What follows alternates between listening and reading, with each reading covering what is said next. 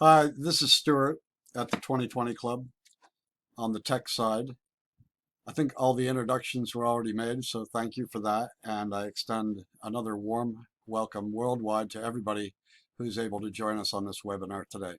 I'm sharing this as a question I get for people when they ask me about indexing. How do I know my website is on Google? And if I change something, how do I make sure that Google has re-indexed it? And can I make that happen quicker? Unfortunately, that would be about a 20 to 25-minute training session, but I'm going to show you something else that is just as fascinating to me.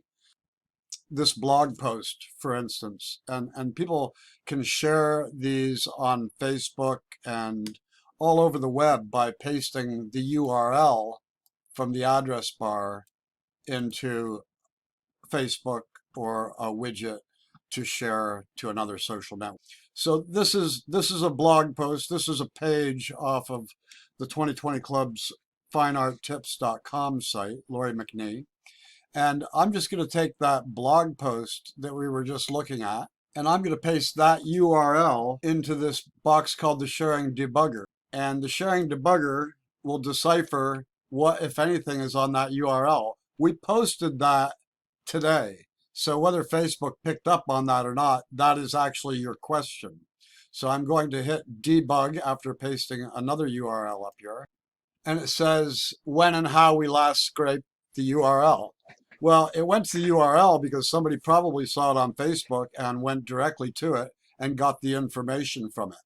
So there's cropped up picture a little bit because when you format a picture for actual social media, sometimes it's better to have a landscape orientation. People say, well, I put the wrong picture in there. So if I go to the back end of the website and I wanted to actually change the featured image using the software that is driving Lori's site, I would edit this post. And in our software, we have a place for the featured image down here on the lower right.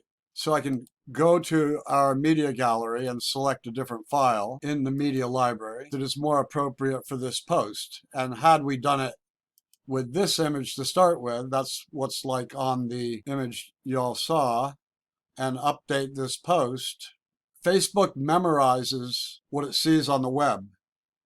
And you can't clear that. And people say, well, I changed my picture, but it's not changing. So you have what's called a batch invalidator. And we take that identical URL and copy it into the batch invalidator. And I could change anything in that post. It could be the title or the other content in it. And when I say I don't want what you already have in your memory, because Facebook goes all around the world scraping billions of these web pages. So I'm telling it forcibly to change what they last saw. And this is why people don't see their blog posts come up right. And when I put it in again and debug it, scrape again, there it is. I invalidated it and I forced it. You see it hiccup there.